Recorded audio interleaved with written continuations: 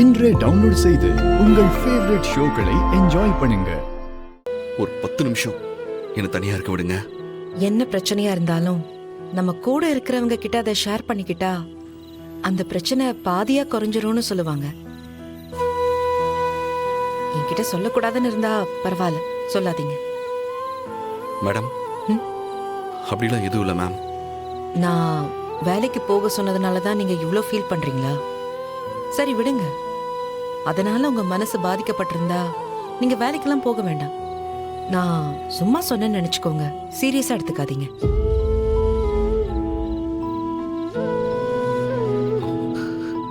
இல்லை மேம், நீங்க எனக்கு என்ன சொன்னாலும் நல்லதுக்கு தான் சொல்லுவீங்க. நீங்க சொன்ன எல்லாமே உண்மைதான் மேடம். நான் இது நாள் வரைக்கும் என் அப்பாவோட சம்பாதியத்திலையும் அவரோட நிழலையும் தான் வாழ்ந்துட்டு இருக்கேன் மேடம். தனியா இந்த சமுதாயத்துல எனக்குன்னு எந்த அடையாளமும் இல்லை மேடம். அப்படி ஒரு அடையாளத்தை உருவாக்கலான்னு முயற்சி பண்ணா அதில் எவ்வளவு சவால் இருக்குன்னு இன்னைக்கு நான் புரிஞ்சுக்கிட்டேன் மேடம்.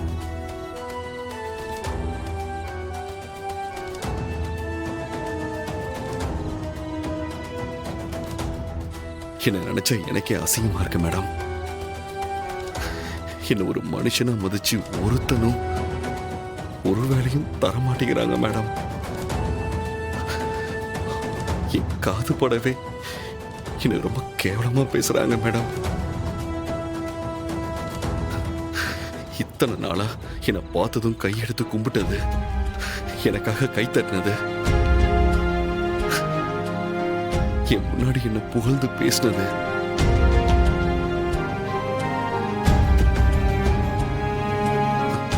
இது எல்லாமே என் அப்பாக்காக தானே நான் நல்லா புரிஞ்சுக்கிட்டேன் மேடம்.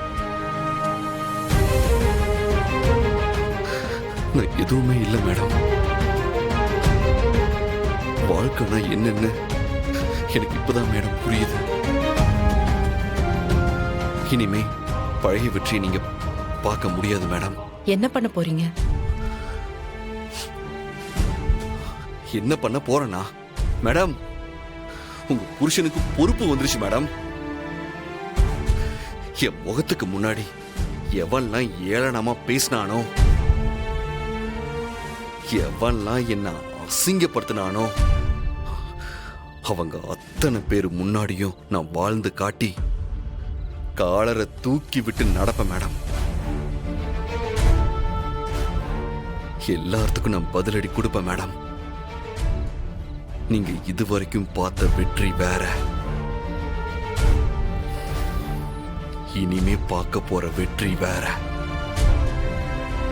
ஓ, பொறுப்பானவனா மாற போறியா? நான் இருக்கிற வரைக்கும் நீ எப்படி மாறுறேன்னு பாக்குறேன்.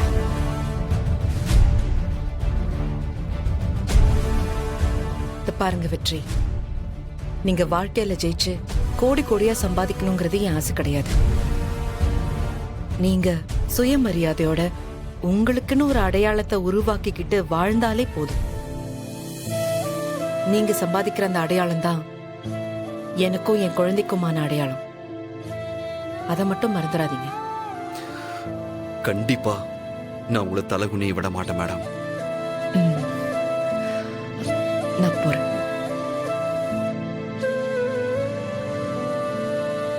உங்க புள்ள திருடிட்டான்னு 4 பேரு வந்து சொன்னாதானே உங்களுக்கு அசிங்கமாமா?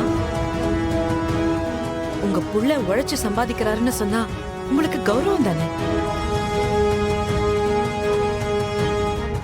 உங்க கௌரவத்தை ஏன் இப்படி அசிங்கம்னு தப்பா புரிஞ்சுக்கிறீங்கன்னு எனக்கு புரிய மாட்டேங்குது மாமா. என்ன நீ மாமாவே எதிர்த்து பேசுற? மாமா உனக்கு எவ்வளவு மரியாதை கொடுத்து வச்சிருக்காரு. அந்த மரியாதைக்கு கொஞ்சமாச்சும் விசுவாசம் காட்டுறியா?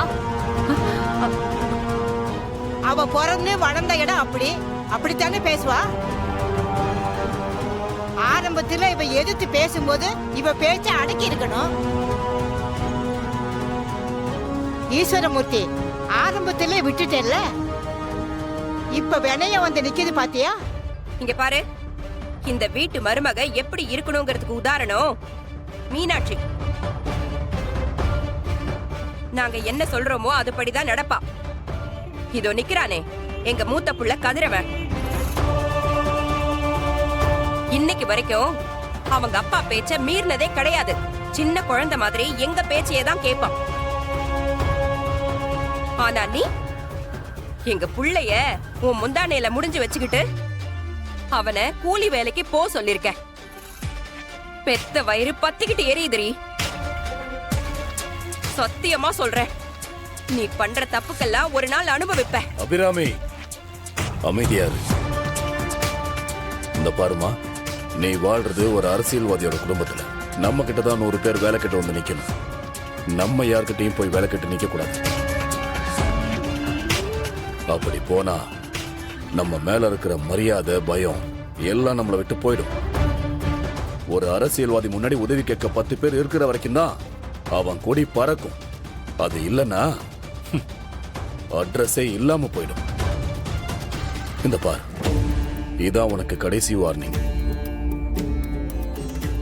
இதுக்கப்புறம் அவன் அந்த தப்பை செய்யக்கூடாது.